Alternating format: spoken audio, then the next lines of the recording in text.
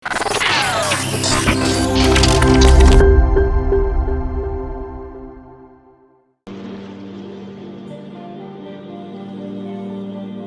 berpikir heran, apa yang mereka kejar ke Palestina? Andai ada orang ingin merebut Irak, masuk akal. Merebut Irak karena banyak sumur-sumur minyak. Andai ada mau ekspansi ke Kuwait, masuk akal, karena sumur minyak di Kuwait banyak. Kenapa kembali ke Palestina? Ada apa? Tanah yang tandus, tanah yang kering kerontang. Mereka ingin membuat sebuah negara dengan keyakinan akan turun Mesias, sang juru selamat yang dijanjikan oleh Tuhan, dengan syarat orang-orang Yahudi mesti kembali ke negeri yang dijanjikan Tuhan. Yang kedua, Mesias sedang menunggu. Mesias melihat ke bawah. Kalau dia tengok di bawah masih banyak gurun pasir, dia tidak mau turun. Dia ingin melihat hijau. Kalau sudah dibentang karpet hijau, baru dia turun ke bawah. Maka yang dimaksud dengan hijau itu adalah ditanami tanaman-tanaman hijau, penghijauan yang luar biasa. Dan ketika Israel masuk ke Palestina, mereka ambil tanah itu, mereka hancurkan rumah orang Islam, mereka buat tembok panjang. Penjara terbesar dan terpanjang di dunia adalah Palestina. Mereka kurung orang Palestina. Mereka buat tembok beton yang tinggi, panjangnya 700 km lebih. Dari Pekanbaru kita lihat, Anda menuju Medan Sumatera Utara 600 km. Mereka membuat tembok tinggi 700 km. Bayangkan, umat Islam terisolir dan mereka tanami hijau-hijau. Makanya Allah berkuasa, Allah mau tunjukkan kuasa, lalu Allah buat tanaman hijau itu menyala. Dalam pokok yang hijau itu menyala beberapa bulan yang lalu. Heran orang, Allah mau menunjukkan kekuasaannya. Kalian tidak mau tolong Palestina, aku yang akan menolongnya. Tanaman yang hijau yang mereka tanam itu tiba-tiba terbakar. Tidak ada yang bisa mematikannya. Sampai-sampai reporter wartawan Amerika mengatakan, tidak ada yang bisa mematikan kebakaran ini kecuali Tuhan, karena Dia yang membakarnya. Mengerti keadaan kita zaman sekarang. Jangan sampai dikatakan Palestina bukan urusan kita. Ini kan masalah politik. Indonesia ya Indonesia, Palestina ya Palestina. Antum tidak mengerti masalah dunia. Palestina adalah masalah umat Islam. Subhanalladzi asra bi'abdihi. Maha suci Allah yang sudah memperjalankan hambanya minal masjidil haram, dari masjidil haram, ilal masjidil aqsa, masjidil aqsa, masjidil aqsa Palestina. Kita yang tertulis dalam kitab suci kita bahwa kita punya ikatan emosional. Kenapa kita tidak yakin itu? Yahudi ajarannya dibuat-buat, ajarannya mitos, tapi mereka punya keyakinan yang luar biasa. Mereka rebut negeri itu, mereka kuasai, mereka hancurkan negeri musuh. Atas dasar apa? Keyakinan bahwa Mesias akan datang. Yang kelima, apa yang mereka lakukan untuk Palestina? Mereka meyakini ada Temple of King Solomon, tempel kuil King Solomon, Raja Sulaiman. Datang pula orang Indonesia latah, dikatakannya Sulaiman ini kerajaannya bukan di Palestina, di Yogyakarta, Sleman. Kata dia, King Solomon itu punya tempel kuil, dan Temple of King Solomon letaknya pas di bawah Al-Masjidil Aqsa. Apa maknanya? Mereka mengeruk setiap hari, bulldozer, traktor, ekskavator, terus mengeruk keliling Masjidil Aqsa. Mereka ingin meruntuhkan Masjidil Aqsa.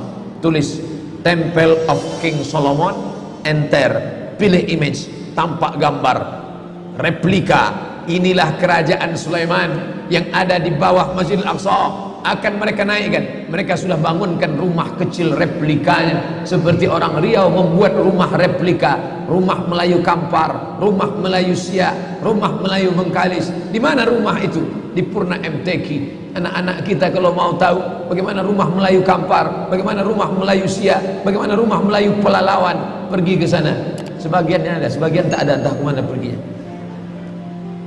Tapi mereka membuatkan itu. Inilah dia replika kerajaan Temple of King Solomon. Artinya apa? Mereka ingin menghancurkan Al-Masjidil Aqsa berkeping, sampai akhirnya disitulah nanti kemarahan umat Islam. Entah marah entah tidak, melihat gayanya tak marah. Kalian hancur-hancurkanlah. Banyak lagi urusan kami sibuk dengan ini. Tapi akan ada hamba-hamba Allah, la tazulu fi ummati ta'ifatun min ummati, akan tetap ada sekelompok umatku yang memperjuangkan agamaku, kata Allah Subhanahu wa taala. Yang terakhir, yang kelima, akan turun Mesias. Kapan itu terjadi? Ketika terjadi perang besar. Sebetulnya dalam agama Islam sudah dituliskan yang dimaksud dengan Mesias itu siapa. Kata Imam Al-Hafiz Ibnu Hajar Al-Asqalani dalam Fathul Bari, yang dimaksud dengan yang dinanti-nanti mereka itu adalah Dajjal. Dajjal itulah sesungguhnya yang sedang mereka nanti. 70,000 Yahudi wara'ad Dajjal. Ada 70.000 Yahudi yang akan berada di belakang Dajjal ketika dia turun nanti. Makanya tiap hari, tiap petang kita berkata, Allahumma inni a'udzubika min adzabi jahannam wa min adzabil qabri wa min fitnatil mahya wal mamat wa min syarri fitnatil masihid Dajjal. Dajjal itulah yang sedang mereka tunggu. Dajjal itulah yang sedang mereka nanti-nantikan. Kita menantikan kedatangan, dia pun juga menantikan akan kedatangannya. Bedanya apa? Mereka meyakininya dengan semangat mereka luar biasa. Mereka bangkit. Umat Islam percaya. Padahal tiap hari dia katakan sebelum salam, Allahumma inni a'udzubika min adzabi jahannam wa min adzabil qabri wa min fitnatil mahya wal mamat wa min syarri fitnatil masihid Dajjal. Tiap hari dikatakan, tiap hari diucapkan. Tapi dalam hati, betul tak Dajjal datang? Entah iya entah tidak. Mereka yakin Dajjal akan datang, tapi mereka katakan itulah pemimpin kami, itulah Tuhan kami, itu adalah jelmaan daripada Tuhan kami, itu yang akan menghancurkan dunia, dia akan menjadi panutan kami. Kita berkata itu musuh kami, tapi kita pun ragu entah musuh entah tidak. Oleh sebab itu kita minta ampun kepada Allah atas kurangnya iman kita. Subuh ini kita bangkitkan semangat kita, tapi yang datang kepada, kenapa Allah tidak menolong? Katanya Allah itu maha kuasa. Cukup dia teriakkan saja, malaikatnya satu berteriak, pecah gendang telinga orang Yahudi, mati. Cukup dia tiupkan angin sejuk, terhirup, mati. Kenapa tidak dia matikan saja Yahudi itu? Datang Syekh Muhammad Jibril, Syekh Dr. Muhammad Jibril, Syekh Profesor Dr. Muhammad Jibril, dosen tafsir Al-Azhar. Kami undang, mahasiswa Indonesia mengundang di waktu di Mesir dulu kuliah.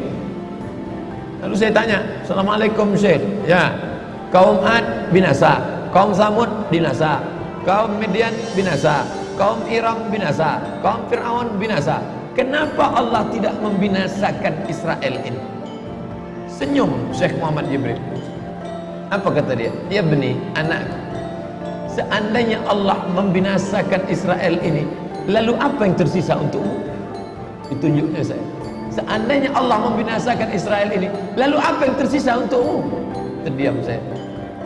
Allah sengaja sisakan ini sebagai medan jihad kita menolong agama Allah Subhanahu wa ta'ala.